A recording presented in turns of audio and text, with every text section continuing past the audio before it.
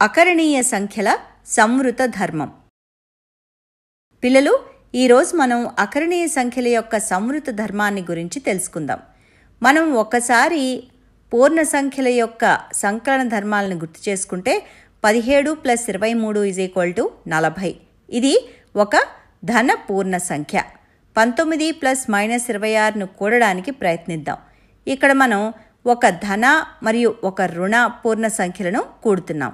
కాబట్టి మనం 26 యొక్క పరమ మూల్యం నుంచి 19 యొక్క పరమ మూల్యాన్ని తీసేసి పెద్ద సంఖ్య అంటే 26 యొక్క గుర్తును ఉంచుతాం.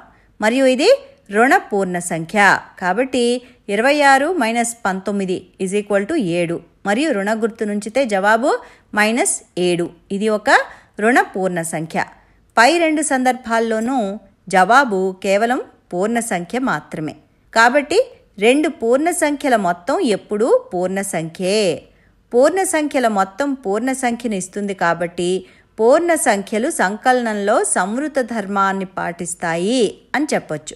ఇప్పుడు అకరణీయ సంఖ్యలు భిన్నాలను మరియు p మరియు qలు పూర్ణ సంఖ్యలై q ≠ 0గా ఉంటూ p/q రూపంలో వ్రాయగల కొన్ని దశాంశ భిన్నాలను కూడా కలిగి ఉంటాయి.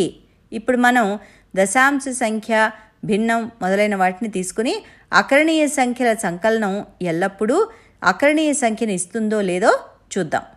మనం ఏ రెండు అకరణీయ సంఖ్యలను కూడినా వాటి మొత్తం ఎప్పుడూ ఒక అకరణీయ సంఖ్య అవుతుంది. ఇక్కడ మనం చేసినట్టు 1/2 మరియు -1/4ని కలిపితే అంటే కూడితే మనకి 1/4 ఒక అకరణీయ సంఖ్య వస్తుంది. కాబట్టి అకరణీయ సంఖ్యలు సంకలనంలో సంవృత ధర్మాన్ని పాటిస్తాయి అని చెప్పొచ్చు. పూర్ణ సంఖ్యలు వ్యవకలనంలో కూడా సంవృత ధర్మాన్ని పాటిస్తాయి. 9 - 7 = +2. -21 -10 ఎంత? -11. 2 మరియు -11లు రెండు పూర్ణ సంఖ్యలే. రెండు పూర్ణ సంఖ్యలను తీసివేసినప్పుడు మనకి ఎప్పుడూ పూర్ణ సంఖ్య వస్తుంది. కాబట్టి వ్యవకలనంలో పూర్ణ సంఖ్యలు సంవృత ధర్మాన్ని పాటిస్తాయి. అంటే పూర్ణ సంఖ్యల వ్యవకలనం సంవృత ధర్మాన్ని తృప్తిపరుస్తుంది. ఇప్పుడు మనం దశాంశ సంఖ్య మరియు భిన్నాల వ్యవకలనం చేస్తే ఏం వస్తుందో చూద్దాం. 1.7 - 1/3. దశాంశ సంఖ్యను భిన్నంగా చాలా సులభంగా మార్చొచ్చు. 1.7 అంటే 1/7/10 = 17/10. 3, 10ల కాసాగు 30. మనం వ్యవకలనం కనుక చేస్తే మనకి 41/30 వస్తుంది. ఇది కూడా అకరణీయ సంఖ్యే. కాబట్టి ఇప్పుడు మనం అకరణీయ సంఖ్యలు భిన్నాలైనా, దశాంశ సంఖ్యలైనా లేదా పూర్ణ సంఖ్యలైనా ఏవైనప్పటికీ రెండు అకరణీయ సంఖ్యల వ్యవకలనం చేసినప్పుడు మనకి ఎప్పుడూ ఒక అకరణీయ సంఖ్య వస్తుంది. కాబట్టి అకరణీయ సంఖ్యలు వ్యవకలనంలో సంవృత ధర్మాన్ని పాటిస్తాయి అని చెప్పొచ్చు. రెండు పూర్ణ సంఖ్యలను గుణిస్తే లబ్ధం ఎప్పుడూ పూర్ణ సంఖ్య అవుతుంది. ఉదాహరణకి -20 × -5 = 100.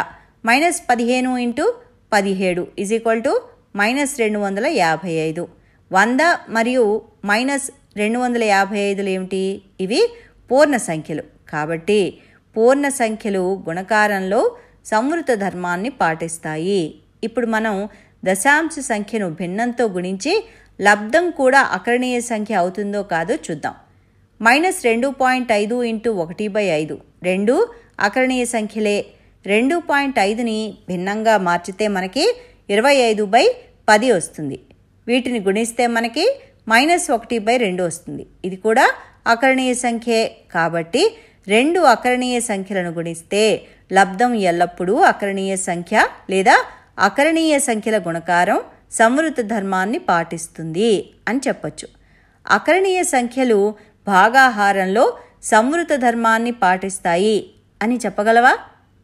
మంచిది. 0 కూడా అకరణీయ సంఖ్యే.